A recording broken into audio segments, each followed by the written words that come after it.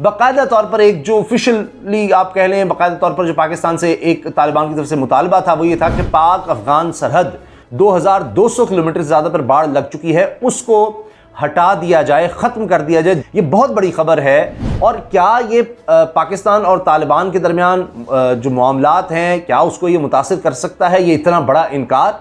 ये बहुत बड़ा सवाल है।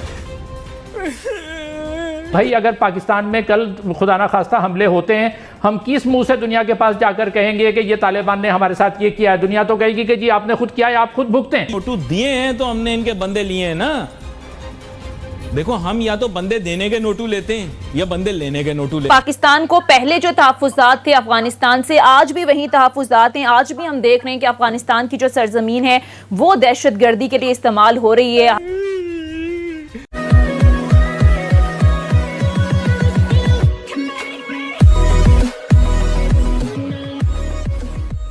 नमस्कार दोस्तों, अब आप सबको पता होगा कि इंडिया और पाकिस्तान और अफगानिस्तान के बीच में जो डूरन लाइन है वो अफगानिस्तान के लोग नहीं मानते, तालिबान नहीं मानते। क्यों नहीं मानते? मैंने पिछले दिनों एक डिटेल में एक वीडियो देखा, डिटेल में थोड़ा पढ़ा, तब मुझे पता चला कि मुझे ये पता था कि वो नहीं मानते। उनके कुछ लोग यहाँ रहते, मतलब जो पख्तून है वो अच्छे खासे लोग अफगानिस्तान में और पख्तून पाकिस्तान में भी है। लेकिन उसके बाद मुझे थोड़ा डिटेल में जब देखा तब पता चला कि अंग्रेज जो इंडिया में थे, रशिया उन पर इन्वेड ना कर दी, इसलिए एक बफर स्टेट बनाया था, या फिर कहे कि अब एक बफर स्टेट पर एक काम करता था अफगानिस्तान। तो अब इंडिया पर तो यूके का शासन चल रहा था, इंडिया की बॉर्डर कहाँ तक होगी? तो ये उन्होंने ड्रॉ करने के लिए एक लाइन ड्रॉ कर दी और जिसको बोल दिया डूरन लाइन। अब उस डूरन लाइन उन्होंने जो ड्रॉ की, उसमें ऐसी सिचुएशन हो गई कि कुछ पख्तून ऊपर रह गए, कुछ पख्तून नीचे रह गए। अब मान लीजिए अंग्रेज चले गए, तो फिर उनको एक मौका दिया जाना चाहिए था कि भाई आप अपना एरिया ठीक से फिर से ड्रॉ कर लो, लेकिन ये मौका नहीं दिया गया उनको। पाकिस्तान आज भी कहता है कि भाई आप इसको मान लीजिए, बहुत ही पोलाइटली कहता है, लेकिन तालिबान इसको मानने को तैयार नहीं, और आज नहीं तो कल वो पख्तून वाला एरिया अफगानिस्तान कब्जा करके ही रहेगा। और इसीलिए जब पाकिस्तान वो बाढ़ बनाने की ट्राई करता है डूरन लाइन पर, अफगानिस्तान मानने से मना कर देता है। कई बार तो कई लोगों को ठोक भी दिया है। के साथ ये वीडियो शुरू करता है। अब पाकिस्तान ने बड़ा मुतालबा मानने से इनकार कर दिया है, तालिबान का बहुत बड़ा जो मुतालबा था वो मानने से इनकार किया है। बाकायदा तौर पर एक जो ऑफिशियली आप कह लें, बाकायदा तौर पर जो पाकिस्तान से एक तालिबान की तरफ से मुतालबा था वो ये था कि पाक अफगान सरहद उसको खोल दिया। यानी खोलने से मुराद ये कि जो बाढ़ है ये 2700 किलोमीटर की जो सरहद है, इस पर 2200 किलोमीटर से ज़्यादा पर बाढ़ लग चुकी है, उसको हटा दिया जाए, ख़त्म कर दिया जाए, जहां मर्जी से लोग आए जाएं। पाकिस्तान ने साफ इनकार कर दिया है। बाकायदा वज़ीर दाखिला ने कह दिया ये किसी सूरत मुमकिन नहीं है। इसकी वजह उन्होंने क्या बताई है, इसकी तफसील क्या है, ये बहुत बड़ी खबर है। और क्या ये पाकिस्तान और तालिबान के दरमियान जो मामलात हैं, क्या उसको ये मुतासिर कर सकता है, ये इतना बड़ा इनकार? ये बहुत बड़ा सवाल है। बहरान हो रहा हो चीन, यानी खुराक का भी, क्योंकि वहाँ पर हालात अगर ख़राब होते हैं खुदा न खास्ता, तो जाहिर है कि फिर ज़ख़ीरा अंदोज़ी होगी और वहाँ पर फिर हर चीज़ स्मगल होकर वहाँ कीमतें बहुत ज़्यादा बढ़ जाएंगी, यहाँ से जाएगी, उससे पाकिस्तान को बड़ा नुकसान है। इससे भी बढ़कर दहशतगर्दी, यानी बाढ़ हटा दें तो कोई भी आ जाए वहाँ से, अलकायदा, TTP। अभी हाल ही में आपने देखा कि फिर हमला हुआ पाक अफगान सरहद पर, उसमें हमारे फ़ौजी जवान शहीद हुए। ये तो अफगान हुकूमत भी ये कहा करती थी, बाकायदा तौर पर जो वहाँ पर फ़ौजी थे अफगान फ़ौज के, वो फायरिंग करते थे, फैसिलिटेट करते थे दहशतगर्दों को। डॉक्टर नाजिर महमूद साहब, क्या कहेंगे आप? जी, ये मेरे ख्याल में बड़ा ख़तरनाक स्टेटमेंट है पाकिस्तान के लिए। इसका मतलब ये है कि तालिबान पीछे हट रहे हैं, और वो जो हमें तवक्का थी कि वो TTP के बारे में बहुत वाज़ेह पॉलिसी अपनाएंगे, उन्होंने फिर गोलमोल पॉलिसी अपना ली है। और ये याद रखनी चाहिए हमें बात कि तालिबान चाहे वहाँ के हों या यहाँ के हों, ये असल में बुनियादी तौर पर जिहादी ग्रुप हैं, और जिहादी ग्रुप का अगर अफगानिस्तान पर कब्जा हो चुका है तो वो लामहला अब नहीं तो बाद में चाहेंगे कि वो जिहादी नैरेटिव आगे चले, जिसका पाकिस्तान को नुकसान होगा। और पाकिस्तान को जुनैरा में बिल्कुल ठीक कहा कि बहुत मोहतात चलने की ज़रूरत है। अब ये सूरत हाल है कि हम मोहतात बिल्कुल नहीं है। हमारे तमाम वज़रा, हत्ता कि आज जो है वो अमेरिका में जो पाकिस्तान के सफ़ीर हैं, वो वहाँ पर तालिबान की वकालत कर रहे हैं और कह रहे हैं कि जी तालिबान के बारे में दुनिया को अपना रवैया बदलना चाहिए। शेख रशीद साहब भी यही कह रहे हैं, मुईद यूसुफ यही कह रहे हैं। भाई अगर पाकिस्तान में कल खुदा ना खास्ता हमले होते हैं, हम किस मुंह से दुनिया के पास जाकर कहेंगे कि ये तालिबान ने हमारे साथ ये किया है? दुनिया तो कहेगी कि जी आपने खुद किया है, आप खुद भुगतें। तो हमें ये सोचना चाहिए कि ये हम इस तरह से दुनिया में वकालत तालिबान की ना करें, खामोश रहें, अगर कुछ ओपनली नहीं कह सकते तो खामोशी इख्तियार करनी चाहिए। देखें हालात किस तरह से अनफोल्ड होते हैं, तालिबान के रवैये को देखें और फिर बात करें। वो किसी न किसी तरह तालिबान के ज़ेर असर ही रहे हैं पिछले 20 साल में। काबुल निकाल के जो पाकिस्तान की सरहद के करीब पश्तून इलाका है वो काफ़ी तालिबान के ज़ेर असर रहा है। अब ये लोग कोई फ़ज़ा से तो एकदम नाज़िल नहीं हुए कि आके इन्होंने इक़्तिदार संभाल लिया है या 75,000 की फ़ौज बना ली है। ये इन इलाकों में पहले से मौजूद थे, ये इलाके इनके ज़ेर असर थे। सब जानते हैं कि काबुल से 100 किलोमीटर दूर तालिबान की चेक पोस्ट भी हुआ करती थी, एक खामोश अंडरस्टैंडिंग थी। मुझे लगता है कि ये कोई गवर्नमेंट बनने के बाद भी उनकी पॉलिसी में कोई तब्दीली नहीं आएगी। मैंने कहा यार इतनी मोहब्बत कहां से आ गई पाकिस्तान पे कि दे दिए। तो भाईजान ये नोटू हमें मिल रहे हैं और ये नोटू हमें और भी देंगे। दूसरी बात ये है कि ये नोटू दिए हैं तो हमने इनके बंदे लिए हैं ना। देखो हम या तो बंदे देने के नोटू लेते हैं या बंदे लेने के नोटू लेते हैं। अब इन्होंने अपने बंदे हमें दिए हैं कि यार इनको कुछ अरसे के लिए रखो, तो नहीं तो हम ऐसी फोकट में कोई काम नहीं करते भाई। आपने क्या समझ लिया, हम बाल की जूं मार के नहीं देते, ना वो हमें कुछ विदाउट फेवर देते हैं ना हम उन्हें कोई विदाउट फेवर देते हैं। तो अच्छी नेगोशिएशन है। अच्छा अब यहां पर नेक्स्ट स्टेप ये है कि आईएमएफ ने भी पैसा दे दिया, सीपेक में भी सरमायाकारी आ गई, रिकॉर्ड एक्सपोर्ट हो गई, रिकॉर्ड रेमिटेंस हो गई। दाल यार 200 रुपए किलो से ज्यादा क्यों बिक रही है ये समझ में नहीं आ रहा। फल सब्जियां इतनी महंगी क्यों मिल रही हैं ये समझ में नहीं आ रहा। जब मैं लेने के लिए जाता हूं सब्जियां फल हैं तरकारी वगैरह तो मैं हैरान हो जाता हूं कि यार चीजों की कीमतें इतनी ज्यादा हैं, तो पैसे सारी दुनिया दे रही है हमें डॉलरों की बारिश हो रही है, हमारा जीडीपी पीडीपी एसडीपी डीबीटी सब कुछ बढ़ रहा है, हमारा बीपी भी बढ़ रहा है, हाँ हमारा शुगर भी बढ़ रहा है, सही है। लेकिन जो है वो ये फल सब्जियां सस्ती नहीं हो रही। तो फाजिल वजीर ने बताया कि देखें महंगाई जो है ना वो अच्छी है, इससे किसान को फायदा हो रहा है। लेकिन वो एक चीज आपसे मैंने ये पूछनी थी कि दालें तो पाकिस्तान में है ही नहीं। आई लाइक फवाद चौधरी, बड़ा हम्बल आदमी है। अल्लाह ताला दोबारा से आजी इंकसारी का मौका देगा। वक्त तो बदलते रहते हैं। आपको पता है कि मुशर्रफ साहब के साथ अच्छा इन्होंने दौर गुजारा। मुशर्रफ साहब के स्पोक्स पर्सन थे फवाद चौधरी साहब। यार मुशर्रफ साहब तो खिलाफ नहीं थे तालिबान वगैरह के, है ना। तो तब फवाद चौधरी साहब तालिबान के बारे में क्या कहते, तेरी नौकरी बचा के रखनी है भाईजान मैंने अपनी, छोड़ो यार। फिर उसके बाद पीपल पार्टी के साथ भी रहे, गिलानी साहब के माविन भी रहे, फिर उसके बाद पीटीआई में भी आ गए। यार किस्मत हो तो है। पाकिस्तान को पहले जो तहफ़्फ़ुज़ात थे अफगानिस्तान से, आज भी वही तहफ़्फ़ुज़ात हैं। आज भी हम देख रहे हैं कि अफगानिस्तान की जो सरजमीन है वो दहशतगर्दी के लिए इस्तेमाल हो रही है। हालिया जो पिछले दिनों वाक़यात हुए हैं जिनकी जिम्मेदारी टीटीपी ने कबूल भी की। इशू ये है हमारे लिए जो आपने पॉइंट आउट किया कि यूएन सिक्योरिटी काउंसिल की रिपोर्ट आई है 26 जुलाई को। 12,000 बैरूनी दहशतगर्द अफगानिस्तान में मौजूद है, जिसमें अक्सरियत यानी कि 6,000 या 6,500 टीटीपी के हैं जो पाकिस्तान दुश्मन तंजीम है। उसके अलावा दाइश भी है, अल-कायदा भी है, चीन दुश्मन भी है, रूस और उज़्बेक दुश्मन भी है। लेकिन हमें कंसर्न है कि ये टीटीपी जो माजी में एक हथियार था हिंदुस्तान का, अब उस पर लगाम लगाएगी। भारत को कोई फर्क नहीं पड़ता क्योंकि भारत एक इकोनॉमी है, भारत का एक इन्फ्लुएंस है और भारत क्योंकि एक इस वक्त ग्लोबल स्टेज में एक वैल्यू रेलेवेंस रखता है। मुझे बताइए, अगर एफडीआई सबसे ज्यादा आ रहा है, आईएमएफ कह रहा है फास्टेस्ट ग्रोइंग इकोनॉमी है, फॉरेन एक्सचेंज रिजर्व बढ़ रहा है, मिलिट्री पावर बढ़ रही है, एक्सपोर्ट्स बढ़ रहे हैं, इंफ्रास्ट्रक्चर बढ़ रहा, हर चीज में हम बढ़ रहे हैं। अगर यहाँ इतनी दिक्कतें हैं तो ये हम बढ़ कैसे रहे? आज हमारा यूएस से ज्यादा ग्रोथ रेट कैसे, जो आईएमएफ कहता है, मैं नहीं कह रहा ये, वो कैसे है? आज हमारा आउटलुक स्टेबल कैसे? आज ये जो हमारी क्रेडिट रेटिंग स्टेबल कैसे? आज हम यूएस की सरजमीन पे वहां पैर रख के उनके मीडिया के सामने उनको कह रहे sir mind your own business.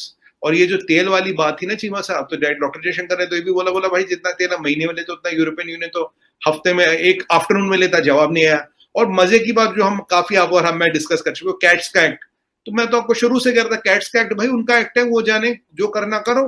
और डॉक्टर जयशंकर ने भी ये बोल दिया आपका एक्ट है, आप जाने जो करें। अब हमारा जो बढ़ता स्टैचर है, अब जो हम चाइना को रिप्लेस करें, आपको पता होगा चीमा साहब आईफोन 13 अब इंडिया में बन रहा है, जो सबसे लेटेस्ट आईफोन 13 है। सैमसंग का सबसे बड़ा कारखाना इंडिया में लग रहा।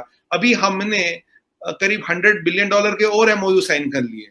अब ये जब चीजें हो रही तो दुनिया भर में कवायद चल रही है। देखिए, अब हम फाइनेंशियली वायबल नहीं रहे। क्या कोई मुल्क ऐसा है जिसका डिफेंस का खर्चा कर्जों से लिया जाता है? हिंदुस्तान का खर्चा, आज मुझे अफसोस हो रहा है, मैं जब वजीर था 25 साल तकरीबन पहले, रेशियो 1:3 था between defence spending of India and Pakistan. आज वो 1 हमारा तो 8 उनका। ये कौन सा बैलेंस है? वो भी 1 हमारा जो है वो कर्जों से पूरा कर रहे हैं हम। तो ये निजाम कैसे चलेगा? इस जिस पोजीशन पे इस वक्त पाकिस्तान खड़ा है, वहाँ पे श्रीलंका तकरीबन आप समझिए कि 6 या 7 पहले उसी पॉइंट पे खड़ा था जहाँ आज हम खड़े हैं। और अगर हम कुछ सीखना चाहते हैं तो फिर हमें अपनी सिर्फ जो है वो बड़ी तेजी से बदलनी होगी। ऐसे हालात हैं कि IMF के प्रोग्राम को रोका नहीं जा सकता, उसमें जाना है।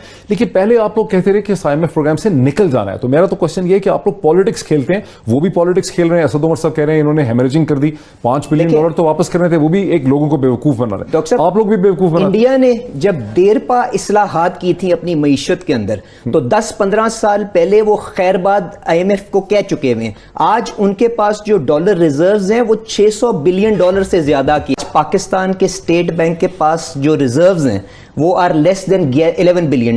इलॉन मस्क ट्विटर खरीदना $42 बिलियन में, वो तो इन्वेंटर है, उसे ट्विटर से क्या मतलब? ट्विटर का चीमा साहब 1 क्वार्टर का लॉस 500 मिलियन है। 2 बिलियन चाहिए उन्हें cash to be up and running.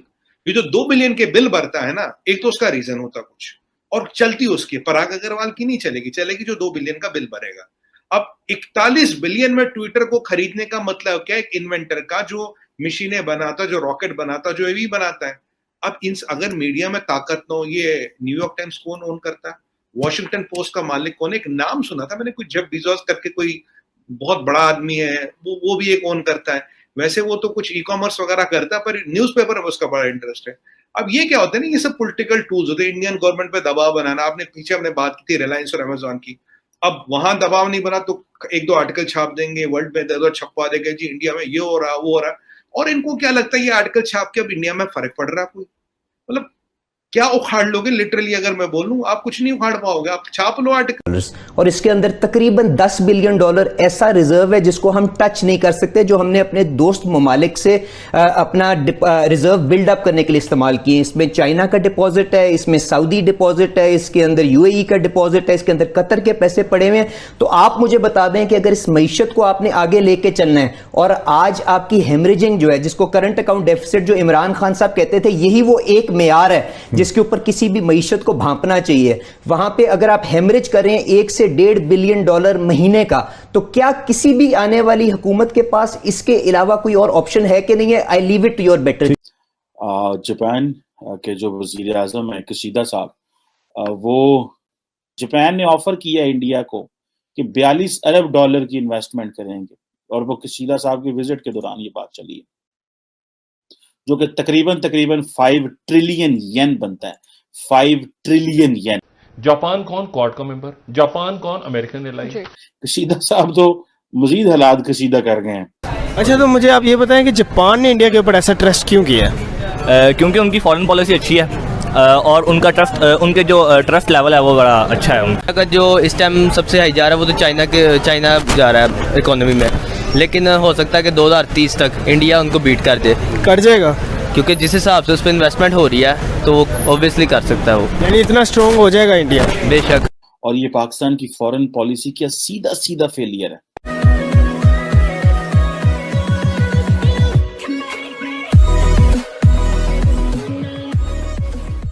नमस्कार दोस्तों, अब जापान की तरफ से 40 से 45 बिलियन डॉलर का इन्वेस्टमेंट आने वाले दिनों में हो सकता है। आप सबको पता होगा कि जापान एक ऐसा कंट्री है जो चाहता है कि इंडिया ग्रो करे। जापान ही सबसे पहला कंट्री था जिसने इंडियन ओशन या फिर कहे कि इस एरिया की बात की थी। और कहने का मतलब ये है कि इंडिया के कई सारे डेवलपमेंट प्रोजेक्ट्स हैं जिसमें जापान का इन्वेस्टमेंट है। आप सबको पता होगा कि उसमें सबसे बड़ा इन्वेस्टमेंट है वो बुलेट ट्रेन के अंदर है, जो गुजरात से महाराष्ट्र मतलब अहमदाबाद से मुंबई के लिए बन रही है। और हो सकता है 2025 के आसपास उसका कामकाज भी ख़त्म हो जाए। कहने का मतलब ये है कि जापान बहुत इंटरेस्टेड है इंडिया के अंदर। और मुझे एक चीज़ ऐसी भी लगती है कि जापान को चाइना का डर है। और चाइना के खिलाफ अमेरिका और जापान जो है वो इंडिया को खड़ा करना चाहते हैं कि भाई इंडिया जो है वो इसको अच्छी खासी टक्कर दे, और इसीलिए ऐसा हो सकता है कि भाई चाइना को यहाँ पर दबाया जा सके, खासकर कि इकोनॉमिकली यहाँ पर डिस्ट्रॉय किया जा सके। इसी के साथ ही वीडियो शुरू करता है। जापान के जो वजीर आजम है किशिदा साहब, वो विजिट किया है।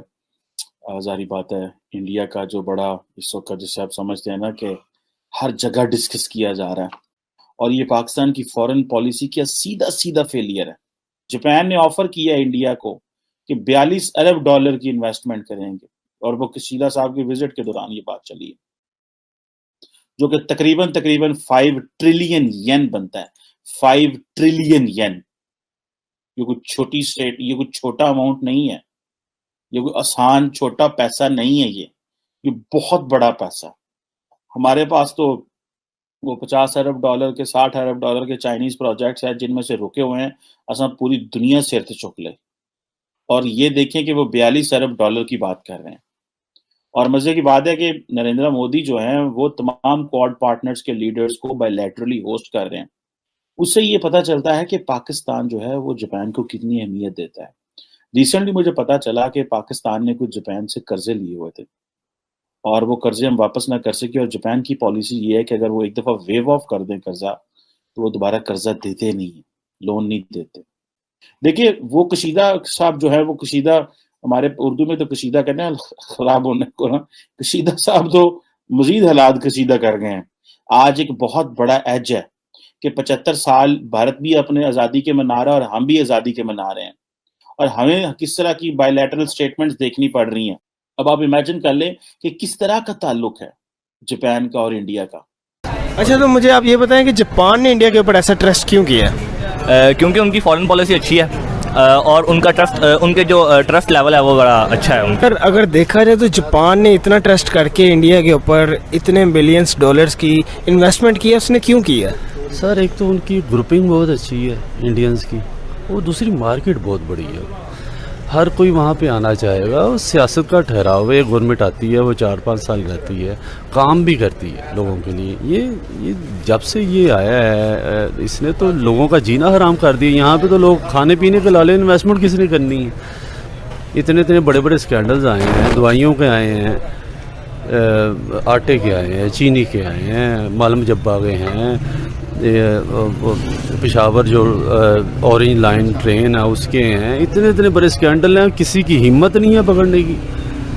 आज इसके पीछे चढ़े तो आधी से ज़्यादा पीटीआई ख़त्म होती है। आम आदमी को रिलीफ कहाँ से देना उन्होंने वो सिर्फ खाने पीने के लिए बैठे हुए। जैसे अगर जो इस टाइम सबसे हाई जा रहा है वो तो चाइना जा रहा है इकोनॉमी में, लेकिन हो सकता है कि 2030 तक इंडिया उनको बीट कर जाएगा, क्योंकि जिस हिसाब से उस पर इन्वेस्टमेंट हो रही है तो वो ऑब्वियसली कर सकता है वो, यानी इतना स्ट्रॉन्ग हो जाएगा इंडिया बेशक। और हमारे, मैं देख रहा था पाकिस्तान और जापान के ताल्लुकात में, कभी वो हमारी एजुकेशन में मदद करते हैं, कभी वो हमारी टेक्निकल एजुकेशन में मदद करते हैं, कभी वो हमारी नाले पक्के करने में मदद करते हैं, कभी वो हमारे खाल पक्के करने में मदद करते हैं, कभी वो इस तरह की चीज़ों में मदद करते हैं। जबकि इंडिया में देखें वो किस तरह के प्रोजेक्ट्स कर रहे हैं। इंडो पैसिफिक ओशंस इनिशिएटिव जो है ये इन्होंने इनिशिएट किया हुआ 2019 में, और दोनों मुल्क जो हैं वो फ्री इंडो पैसिफिक की बात कर रहे हैं। आसियान की यूनिटी के ऊपर बात हो रही है, ASEAN outlook on the Indo Pacific, इसके ऊपर काम हो रहा है। Transparency, openness. मुझे तो ऐसे लगता है जब पूरी दुनिया ने गंद मारना होता है तो दुनिया पाकिस्तान इकट्ठी हो जाती है अफगानिस्तान की वजह से, और जब तरक्की होनी है, डेवलपमेंट होनी है, इंटरनेशनल ऑर्डर बदलने हैं, तो इंडिया को इंडो पैसिफिक में जो है वो मेन स्ट्रीम रोल मिल गया। अच्छा, तो मुझे आप ये बताएं कि जापान ने इंडिया के ऊपर ऐसा ट्रस्ट क्यों किया? क्योंकि उनकी फॉरेन पॉलिसी अच्छी है, और उनका ट्रस्ट, उनके जो ट्रस्ट लेवल है वो बड़ा अच्छा है उनका। अगर देखा जाए तो जापान ने इतना ट्रस्ट करके इंडिया के ऊपर इतने बिलियंस डॉलर्स की इन्वेस्टमेंट किया, उसने क्यों किया? सर, एक तो उनकी ग्रुपिंग बहुत अच्छी है इंडियंस की, और दूसरी मार्केट बहुत बड़ी है, हर कोई वहाँ पे आना चाहेगा। और सियासत का ठहराव है, गवर्नमेंट आती है वो 4-5 साल रहती है, काम भी करती है लोगों के लिए। ये जब से ये आया है इसने तो लोगों का जीना हराम कर दिया। यहाँ पे तो लोग खाने पीने के लाले, इन्वेस्टमेंट किसने करनी है? इतने बड़े बड़े स्कैंडल्स आए हैं, दवाइयों के आए हैं, आटे के आए हैं, चीनी के आए हैं, मालम जब्बा के हैं, पेशावर जो ऑरेंज लाइन ट्रेन है उसके हैं, इतने इतने बड़े स्कैंडल हैं, किसी की हिम्मत नहीं है पकड़ने की। आज इसके पीछे चढ़े तो आधी से ज़्यादा पीटीआई ख़त्म होती है। आम आदमी को रिलीफ कहाँ से देना उन्होंने वो सिर्फ खाने पीने के लिए बैठे हुए। जैसे अगर जो इस टाइम सबसे हाई जा रहा है वो तो चाइना जा रहा है इकोनॉमी में, लेकिन हो सकता है कि 2030 तक इंडिया उनको बीट कर जाएगा, क्योंकि जिस हिसाब से उस पर इन्वेस्टमेंट हो रही है तो वो ऑब्वियसली कर सकता है। वो यानी इतना स्ट्रॉन्ग हो जाएगा इंडिया बेशक। ऊपर देखे ना कितना कॉम्प्रिहेंसिव किस्म का डॉक्यूमेंट है। अगर आप जो लोग देखते हैं COP26 के ऊपर जो है वो क्या उसे बोलते हैं, इलेक्ट्रिक व्हीकल्स के ऊपर काम होगा। इंडिया और जापान जो क्लीन एनर्जी पार्टनरशिप कर रहे हैं सस्टेनेबल इकोनॉमिक ग्रोथ के लिए, और आइंदा कैसे देख रहे हैं कि जी ग्रीन जो है वो एनर्जी के ऊपर किस तरह काम करना है, और इसी तरह जी के कार्बन रिसाइकलिंग कैसे करनी है। WTO में एक दूसरे को साथ दे रहे हैं और कह रहे हैं कि जी rules based multilateral trade system, और दोनों को सूट करता है ताकि चाइना की मोनोपोली ना हो। इंफ्रास्ट्रक्चर इंडिया के अंदर वो जो एस्टैब्लिश कर रहे हैं बड़े पैमाने पे, उसको अगर आप देखें, भले वो 5G टेक्नोलॉजी हो, भले वो रोड इंफ्रास्ट्रक्चर हो, वो टेलीकॉम नेटवर्क सिक्योरिटी हो, सबमरीन केबल सिस्टम हो, और इंडिया की जापान की जो committee on science and technology है वो भी उन्होंने भी अपनी, और ये क्वाड के फ्रेमवर्क में भी काम कर रहे हैं। और जो इंडिया सोशियो इकोनॉमिक डेवलपमेंट है उसको वो जी जापानीज अप्रिशिएट कर रहे हैं। वो समझते हैं ये मार्केट है, यहाँ पे पैसा लगाओ। हम तो बस जिसे कहते हैं ना कि हम तो किसी को कन्विंस नहीं कर सके। Mumbai Ahmedabad high speed rail network के ऊपर वो काम कर रहे हैं। सो इतना बड़ा इंफ्रास्ट्रक्चर प्रोजेक्ट्स वो खींच के ले गए हैं। ढाका और उसके बाद कारगिल, उसमें एक कॉमन थ्रेड है। द थ्रेड इज कि जिधर हमारे पे प्रेशर आता है हम सकम कर जाते हैं।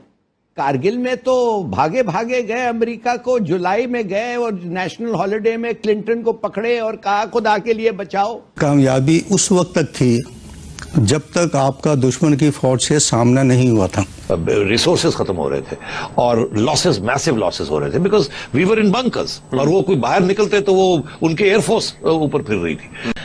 टेक्निकली बड़ा बुरा हाल हो चुका था। इनकी पूरी फौज सिर्फ ट्विटर पे है। ट्विटर के अलावा, फेसबुक के अलावा इनकी फौज के कुछ बस का नहीं है। इन्होंने क्या हासिल करा कारगिल में?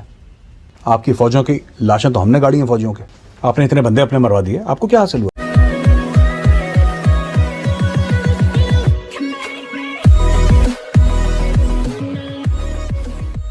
नमस्कार दोस्तों, अब यहाँ पर कई सारी बातें हो रही है, उसमें दो महत्वपूर्ण बात है। सबसे महत्वपूर्ण बात यहाँ पर यह है कि पाकिस्तानी आर्मी खुद को स्ट्रांग, बहुत ही स्ट्रांग है, हम ये कहती हुई नजर आती है, लेकिन जब उनको पता चलता है, लड़ाई होती है तब उनको पता चलता है, जब टेस्टिंग होती है तब उनको पता चलता है कि भाई ये तो एल लग गए।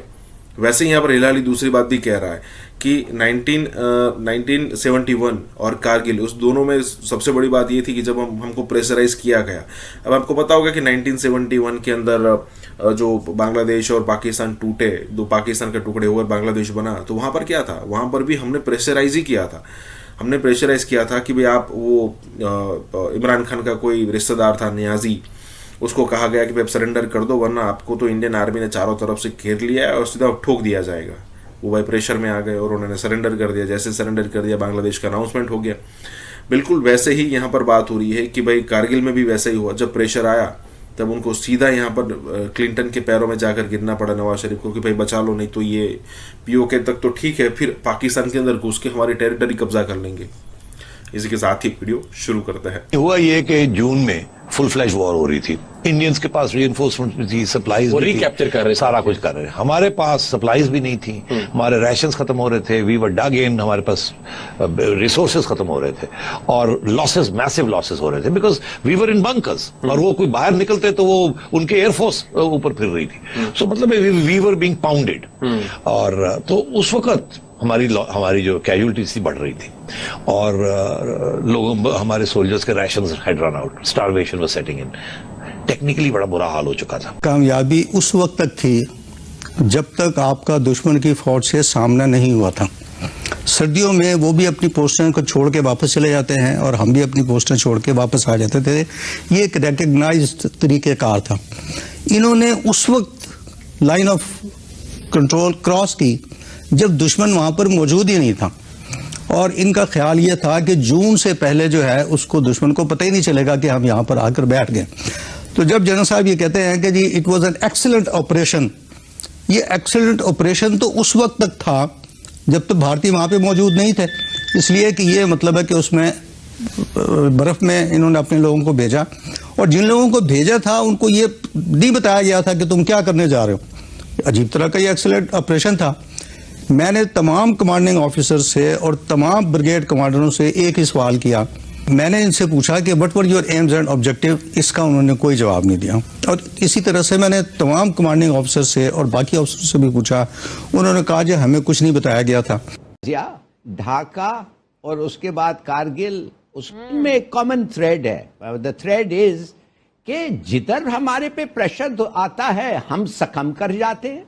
कारगिल में तो भागे भागे गए, अमेरिका को जुलाई में गए और नेशनल हॉलिडे में क्लिंटन को पकड़े और कहा खुदा के लिए बचाओ। अरे भाई गए क्यों अगर नहीं तुम भुगत सकते थे।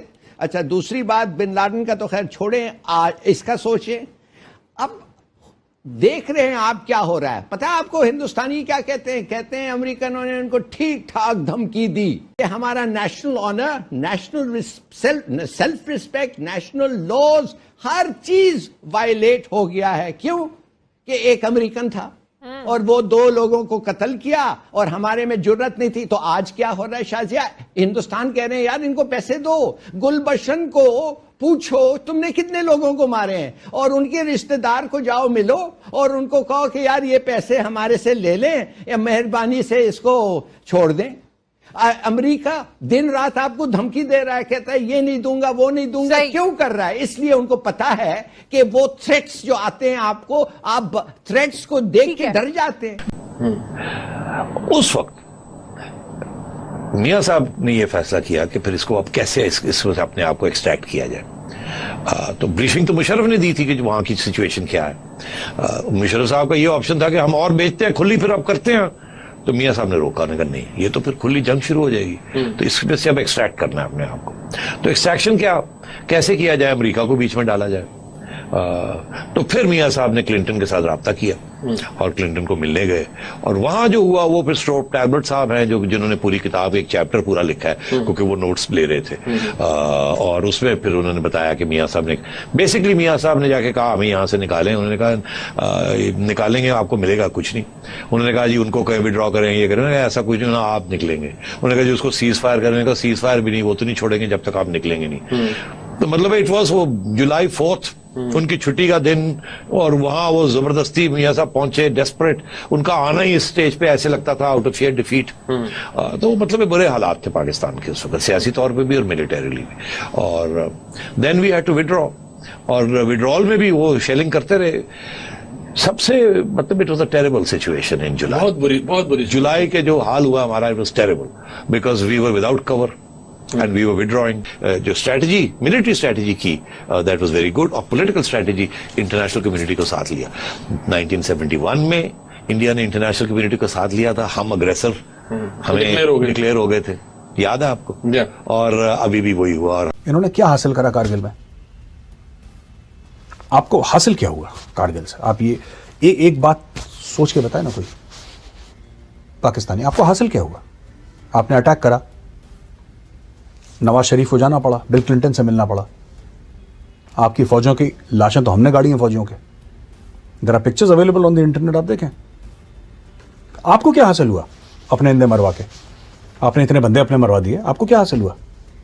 आपके जनरल्स ऑन रिकॉर्ड हैं कि आपके 1000 से ज्यादा लोग मारे गए वहां पे। 1000 से ज्यादा जाने गई, क्यों? पाकिस्तानी जानों की बात कर रहा हूं। हमारे तो 527 वीरगति को प्राप्त हुए। हमारे पाकिस्तानी कहते हैं सब कि हमारे, क्यों? इसलिए पाकिस्तान को यह पता लग गया कि वो कन्वेंशनल वॉर भारत के साथ जीत नहीं सकता। It cannot be done. हम तो वेट कर रहे हैं सरप्राइज का। अभी तक तो किसी ने कोई सरप्राइज दिया नहीं हमें, ना मुझे आगे कोई उम्मीद है कोई सरप्राइज देंगे। पाकिस्तानी बड़े खुश हैं अपनी फौज से। इनकी पूरी फौज सिर्फ ट्विटर पे है। ट्विटर के अलावा, फेसबुक के अलावा इनकी फौज के कुछ बस का नहीं है। दुनिया में कोई ताकत ऐसी नहीं है जो उनके अज़ाइम को रोके, उनको चेक करे या उनकी मुखालफत करे या उनके ऊपर किसी किस्म का कोई मुआशी या सियासी दबाव डाले। और हमारी लीडरशिप भी पांव उनके ठंडे हैं, वो कोई फैसला करने से कासिर हैं और वो दुनिया की तरफ देख रहे हैं। हिंदुस्तान ने जब भी करना है कुछ ऐसा वो कर गुजरते हैं।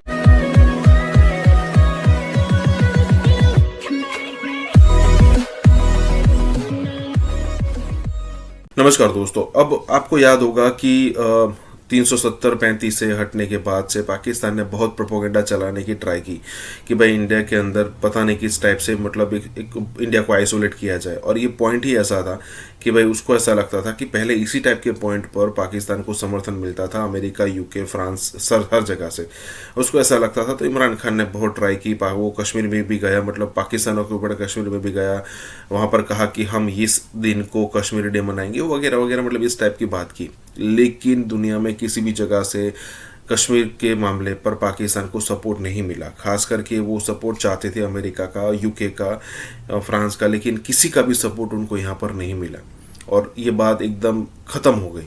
अब इसको सालों होने को है, लेकिन आज भी पाकिस्तानी मीडिया में कई बार डिस्कस होता है, लेकिन ज़्यादातर अगर आप बात देखो तो ये सब चीज़ें शून्य हो गई है, क्योंकि यही डिस्कशन पाकिस्तान में हो रहा है कि कोई भी इंटरनेशनल प्रेशर मोदी पर काम नहीं करता है।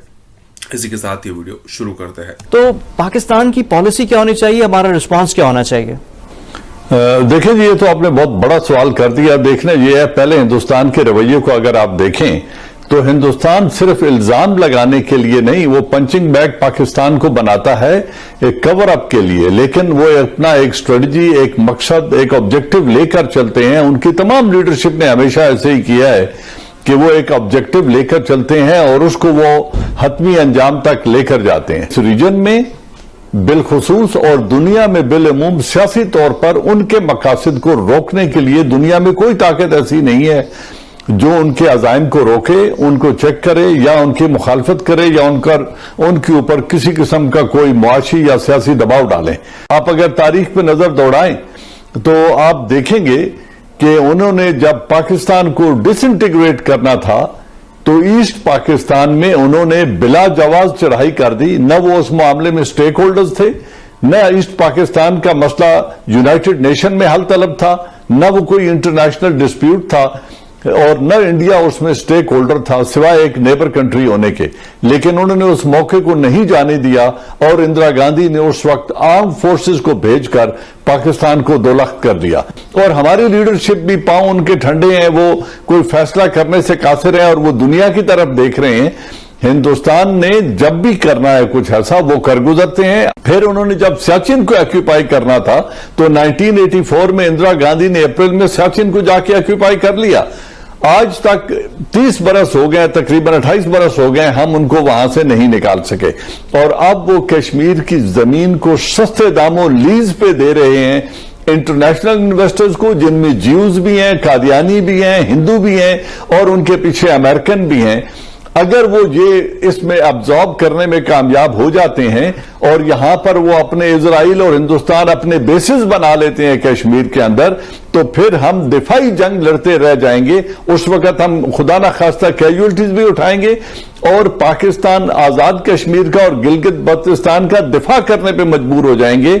वहां पे शारे रेशम का और चाइना के साथ जो हमारे जमीनी राब्ते हैं उनका दिफा करते हुए हम अगली बाकी 70 बरस गुजार देंगे और इस कश्मीर को हम खो चुके होंगे।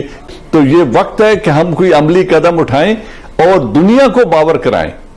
आज ये सब कुछ हम होता देख रहे हैं और एक तमाशाई बनकर बैठे हुए हैं। हमें अपनी आवाज उठानी होगी और अगर आवाज से कुछ नहीं होता तो फिर अमली कदम उठाना होगा। जनरल साहब, इसमें शरारतें खत्म नहीं हो रही। अब जो नई शरारत उन्होंने की है कि जो मौसम की खबरें जो सुनाते हैं उसमें उन्होंने आजाद कश्मीर और गिलगित बल्तिस्तान भी शामिल कर दिया है। हमारा रिस्पॉन्स क्या हो सकता है, क्या हम कर सकते हैं सिवाय मुजम्मत के?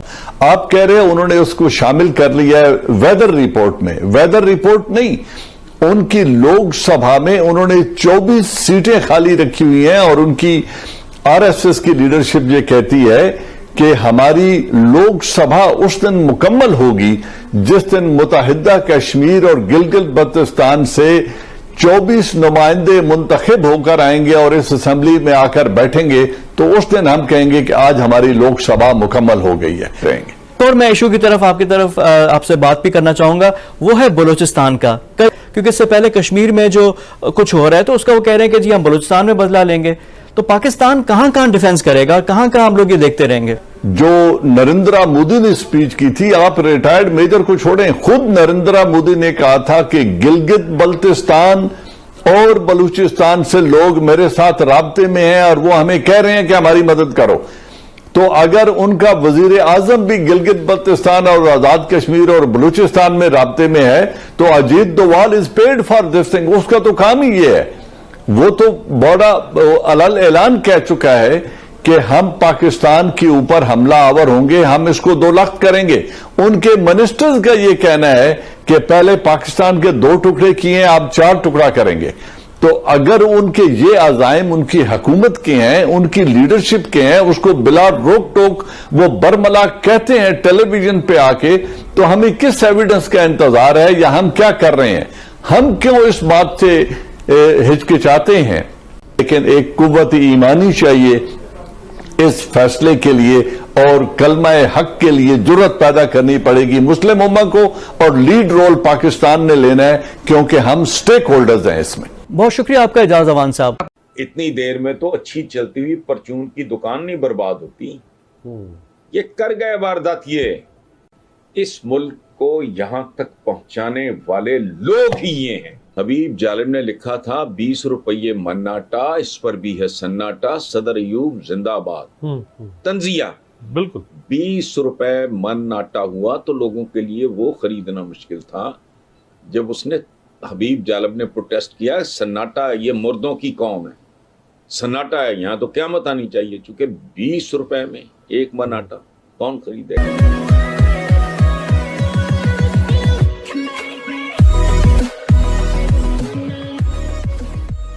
नमस्कार दोस्तों, अब यहाँ पर बात हो रही है लबोलुबाब यही है कि भाई आज भी पाकिस्तान की सिचुएशन इतनी खराब है कि भाई बात करने से भी डर लगता है। जब 1947 में अलग हुए थे तब बड़ी ही होप थी इनको, और पूरी दुनिया के जितने मुस्लिम कंट्रीज है सबको ये बताया गया था कि भाई हम अलग हो चुके हैं और हम आपके भाई, आप हमारे भाई वगैरह वगैरह। जब पाकिस्तान ने न्यूक्लियर बनाया, न्यूक्लियर बॉम्ब, तब भी उसका नाम इस्लामिक बॉम्ब रखा था। जब उन्होंने एक अलग अपना कैपिटल सिटी बनाया, उसका नाम भी इस्लामाबाद रखा था। मतलब एक पूरी दुनिया को अट्रैक्ट करने की बात यहाँ पर हो रही थी, लेकिन ये सारी की सारी चीजें धरी की धरी रह गई है। और इतनी सिचुएशन खराब है कि चाहे वो इमरान खान हो, चाहे वो शहबाज शरीफ हो, यहाँ पर मतलब वो तय करके आए हैं कि पाकिस्तान जिस दलदल में है उससे अंदर जाना चाहिए, दलदल से बाहर तो बिल्कुल नहीं आना चाहिए। और यहाँ पर भी यही बात हो रही है कि भाई ये जो पाकिस्तान के लोग हैं ना, वही जो उन्होंने उनके जो लीडर से उन्होंने जो चूरण बेचा है उससे ऊपर अब तक नहीं आ रहे हैं। इसी के साथ ये वीडियो शुरू करता है। मोहम्मद अली एक हमारे प्राइम मिनिस्टर, तो पहले फाइनेंस मिनिस्टर भी थे, उन्होंने कहा था कि वो वक्त दूर नहीं है, जैसे ये कल्चर शुरू कर्जों का अगर ये होता है कि पाकिस्तान को कर्ज चुकाने के लिए भी कर्ज लेना पड़ेगा। सही बात। ये वक्त भी हम भी देख चुके, आप भी देख चुके। अब क्या है, और ये कौन लोग हैं? इस मुल्क को यहां तक पहुंचाने वाले लोग ही ये हैं। फवाद चौधरी साहब भी वजीर आजम पाकिस्तान के हमनवा निकले। उन्होंने इरशाद फरमाया कि पाकिस्तान में कई करोड़ इंसानों के इस देश में, इस एक एटमी पाकिस्तान में, फवाद चौधरी के वर्ड ऑफ माउथ से आपको सुनने के लिए आ रहा है, इसलिए कि ये वही फवाद चौधरी हैं जो मुशर्रफ अंकल की कैबिनेट में थे। एक मिलिट्री डिक्टेटर की कैबिनेट में जो आदमी वजीर था, उसके बाद जो आदमी पाकिस्तान पीपल्स पार्टी का झूला झूलता रहा, आसिफ अली जरदारी साहब को अपना पीरो मुर्शिद मान करके, गिलानी साहब को मैं अपने प्रोग्राम में 3 दफा चला चुका हूं, अब नहीं चलाऊंगा भाई। गिलानी साहब को उस जमाने में इन्होंने जब कोर्ट ने उनको सजा दी थी, ये उस वक्त गिलानी साहब को रहमतुल्लाह अलैह बताया करते थे, जिसकी पादाश में इनको गिलानी साहब ने, वो भी इनसे धोखा खा गए थे, अपना सियासी मुशीर लगाया था, मुशावरत के दर्जे पर फायज हो गए थे। और अब वही आदमी जब खड़ा होकर के ये कह रहा है कि पूरे पाकिस्तान में जो तीसरी मर्तबा यही बात घुमा फिरा करके किसी और आदमी के बारे में कह रहा है। फरमा रहे हैं फवाद चौधरी साहब के अपोजिशन रहनुमा बौने हैं, 6.5 फुट 6.25 फुट के हैंडसम बाज आए हम तो 13 रुपए। अशियाए सर्फ महंगी से महंगी, कुव्वत खरीद में नहीं आ रही। घी की कीमत में घी माफिया ने सबसे ज्यादा सुनी जाती है ये कहना है, अगेन वजीर इत्तलात फवाद, चौधरी साहब का। सर ये तो बात आपकी ठीक है, शायद ऐसा ही हो कि खान साहब की दुनिया में सबसे ज्यादा सुनी जाती है, नहीं अगर सुनी जाती तो वो बेबस मजबूर पाकिस्तानी अवाम की कसर वजीर आजम में नहीं सुनी जाती।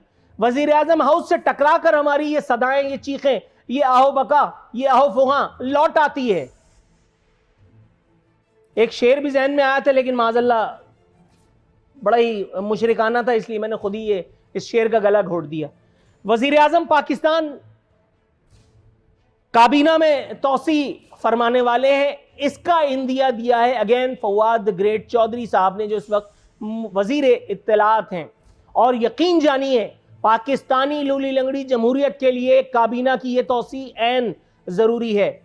एटमी रियासत को हेलीकॉप्टर, जहाज, टैंक कुछ नहीं मिल रहा था अपने लोगों को बचाने के लिए, और वो जिन पर हम तवर्रा करते हैं, जिनको हम मतून करते हैं, जिनको हम बुनियाद पसंद टेररिस्ट कहते हैं, उसमें मुल्ला उमर के लड़के का, वजीर दिफा का हाल यह है कि एक लड़के को 6 साल बच्चे को कुएं से रेस्क्यू करने के लिए वहां खुद खड़ा है वजीर दिफा। पाकिस्तान में वजीर दिफा जो बेचारा अपना ही वजीर दिफा अपनी दिफा करने से मजबूर है। बदकिस्मती से हमारी मैशत उतनी ज़्यादा मुतहम्मिल नहीं हो सकती। हम इतने ज़्यादा अमीर मुल्क नहीं हैं कि हम अपनी आवाम को उतना रिलीफ दे सकें।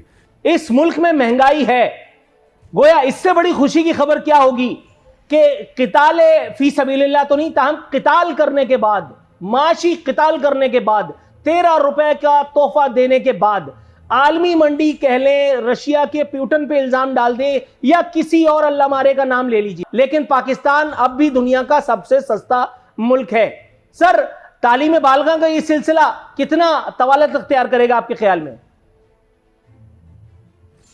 शुक्रिया जी।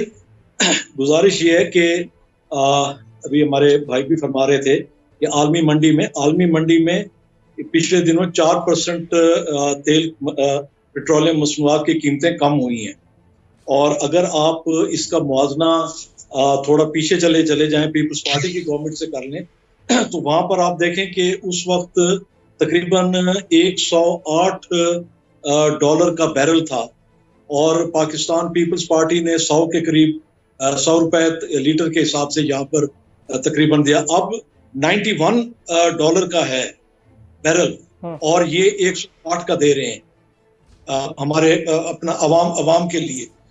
तो यहाँ पर आप इनका फर्क देखें, गवर्नमेंट को रिलीफ देना चाहिए अवाम को, और जब इंटरनेशनल मार्केट में कीमत कम होती है तो उसके हिसाब से भी अगर बढ़ा रहे हैं तो फिर उसके हिसाब से कम भी करनी चाहिए, जबकि यहाँ पर ये चीज ये नहीं करने जा रहे।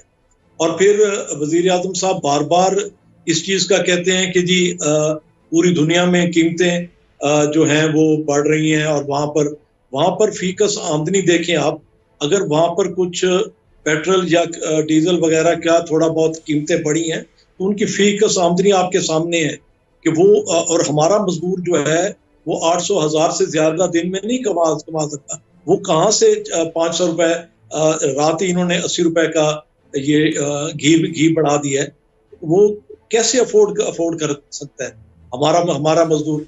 500 रुपए किलो घी, और फिर ये जो रेट आटे का है, चीनी का है, या वो मोटरसाइकिल के लिए पेट्रोल वगैरह, हमारा किसान परेशान है। आप ये देखें कि 10,000 जो यूरिया की बोरी पहले 1700 की मिल रही थी, वो 3500 में उसने खरीद की, वो भी ब्लैक में, और उसे सरकारी रेट्स पर नहीं कहीं पर अवेलेबल हो सकी।